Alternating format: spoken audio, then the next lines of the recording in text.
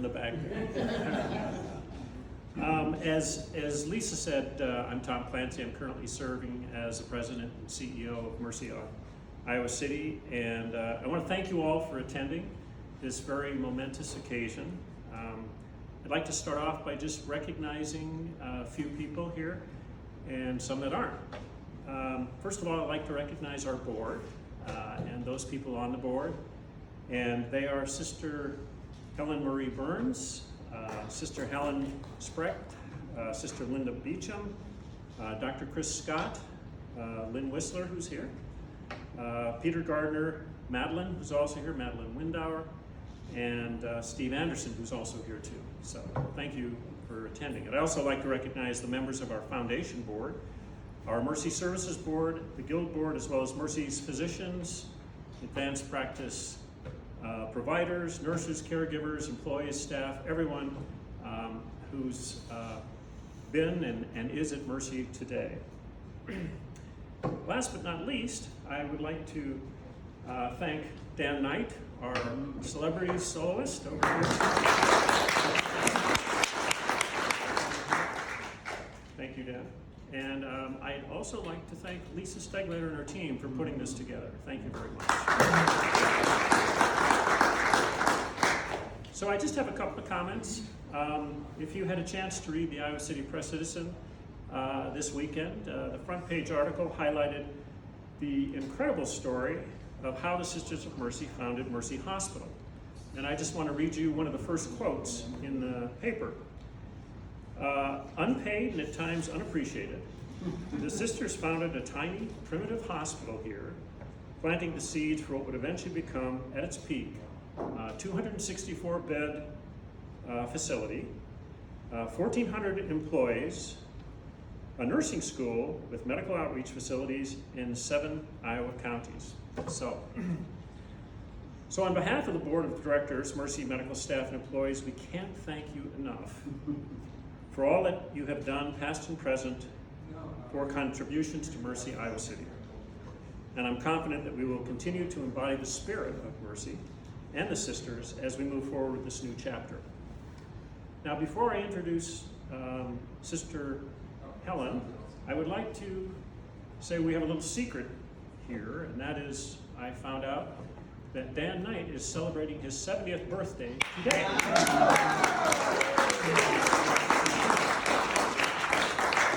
And I'm not sure if Dan can do it or not, but can you play Happy Birthday? Happy birthday to you. Happy birthday to you. Happy birthday, dear Dan. Happy birthday to you.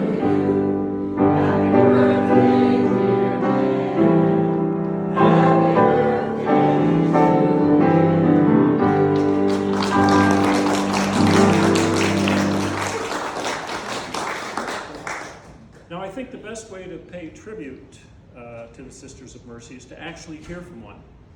So I've asked Sister Helen Marie Burns to say a few words and provide a blessing. Thank you, Sister.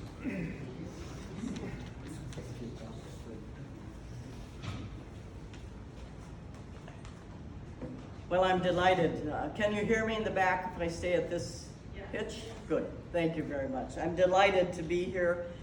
Delighted to speak on behalf of the sisters, although I'd have to say none of them asked me to do this, so you'll have to take this as my own words and not, although I know if the many that were served here would be more than happy to be grateful to celebrate this day with you. I want to say a few words about the history. Actually, they already all have been published in the paper, but I'm going to say a few words and then also close then with a blessing. And I would like to begin by saying I wasn't here 150 years ago. Thank you very kindly. I have a few years into that, but not quite that number. But they came. Mother Baromeo Johnson, Sister Catherine Slattery, Philomena Early, and postulant Alex Prati. They came with a mission and a vision. They came invited by one 27-year-old Dr. W.F. Peck, who wished to establish a medical school as an integral part of then the State University of Iowa. But they came also to establish a hospital, to serve the sick poor, and then to provide a clinical setting for students who were enrolled at the university. They came, as our history tells it, from the depot to the Mechanics Academy building, transported on top of bales of hay in a welcoming farmer's wagon.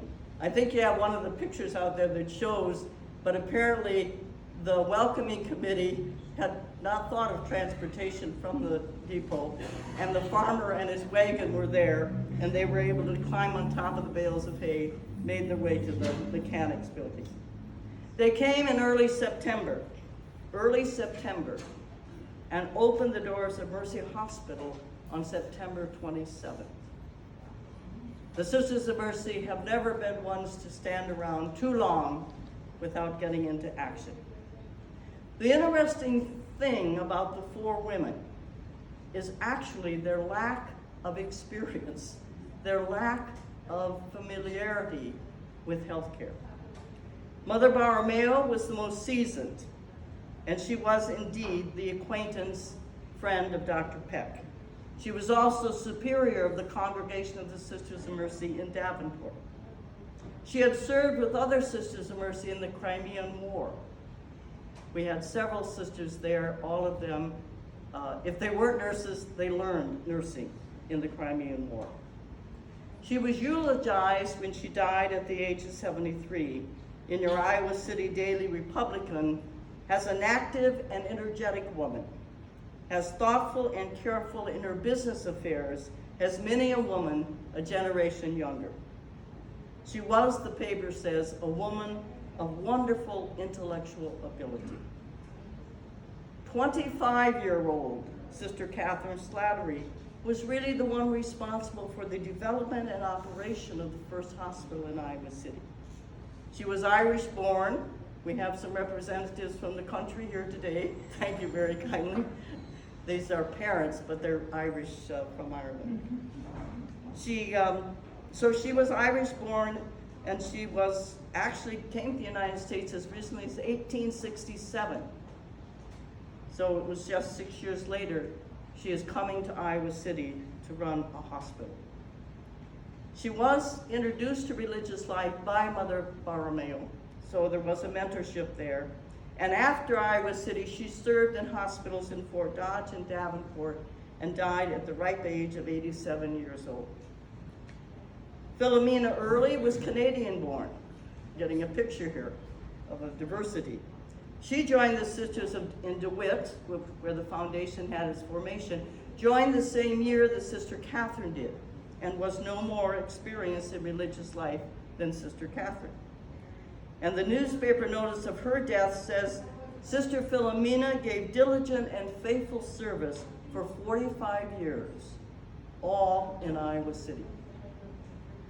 You're close, Ann. I'm talking to Ann today, who has 40-some years, Terry, who's closing in on 45. Long-term commitments to the hospital. Alexis was a postulant, meaning she had just entered the congregation in Davenport, but she was also Irish born. And she took charge of food services and household duties for a number of years, and then eventually returned to Davenport and spent the rest of her life there. They came and they stayed. These four women and decades of other women of mercy through 150 years. 13 Sisters of Mercy served as administrators, CEOs of Mercy Hospital, Iowa City. The last of these, Sister Bernarda Langs, many of you gathered here might remember. She led the hospital for 20 years, from 1969 to 1989. Notice the difference in preparation from those early Sisters of Mercy. She came with a degree in nursing, a master's in health administration, administrative experience at Mercy Hospital in Chicago, and there she had overseen the construction of a new 500-bed acute care institution. However, her ability to work with community leaders and healthcare leaders in the city and beyond to maintain and grow the quality of medical services link her spirit to those of those early founders. As Sister Bridget Condon, whose book is here and is our historian as far as Mercy Hospital, Iowa City, as she says, Sister Bernarda successfully channeled Mercy Hospital into becoming a sophisticated regional referral healthcare center. One of the sisters who lived with Sister Bernarda remembers a woman that was gentle and spoke softly, but moved with authority and determination. I love that. A woman who was gentle and spoke softly, but moved with authority and determination. She also remembers that Bernarda used to always give her the tickets to the Iowa Hawkeye football and basketball games, so obviously she was not a sports person. They came and they stayed. The mission deepened and the vision grew. And so today we commemorate their arrival and that beginning. But more importantly, I would like to say we celebrate the many persons, including those of you gathered in this room, the many persons who in that 150 years, nurses, doctors, housekeepers, maintenance personnel, administrators, board members, donors, who caught the energy, who caught the mission, who kept the quality of both alive and well.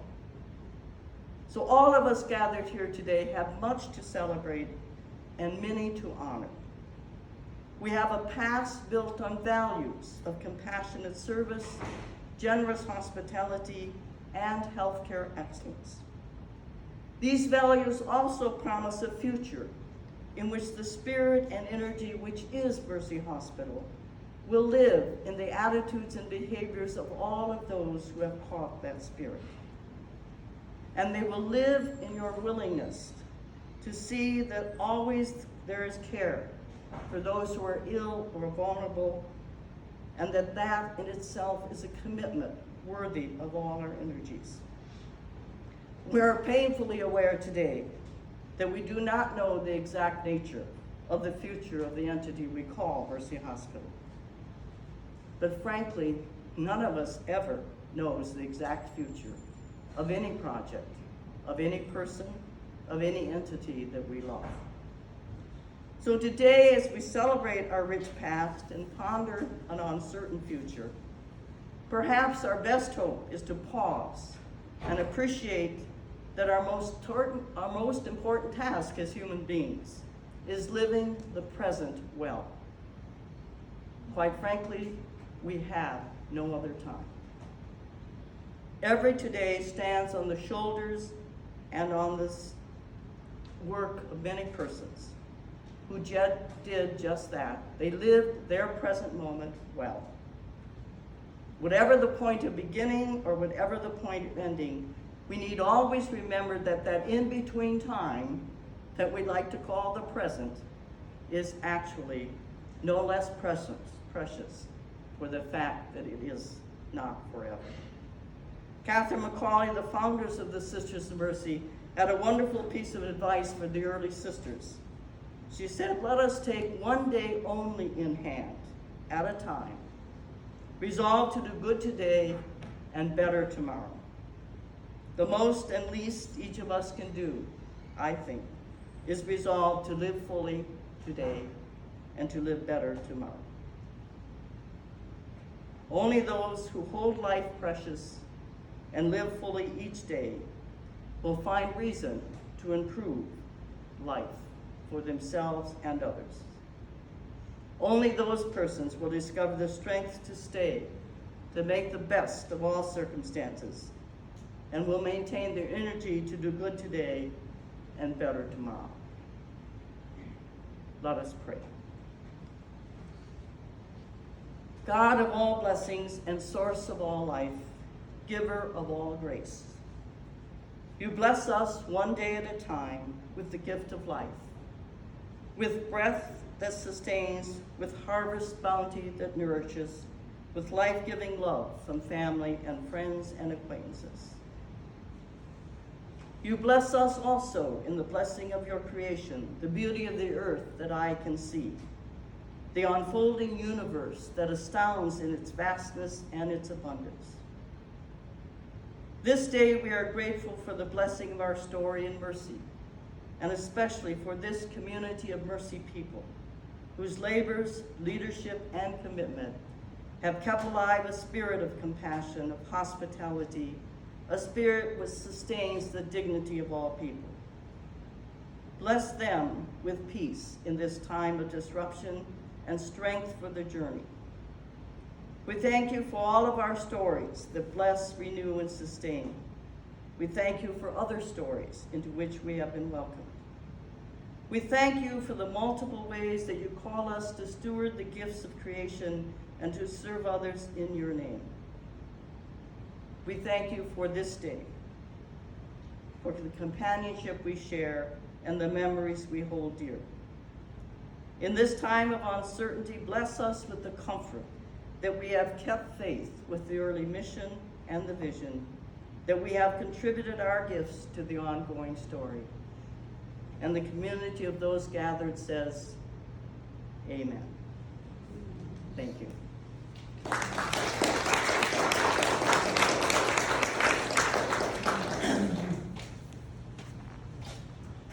Thank you, Sister. Please enjoy yourselves, listen to Dan for the next hour and a half, and visit with your colleagues. So thank you very much.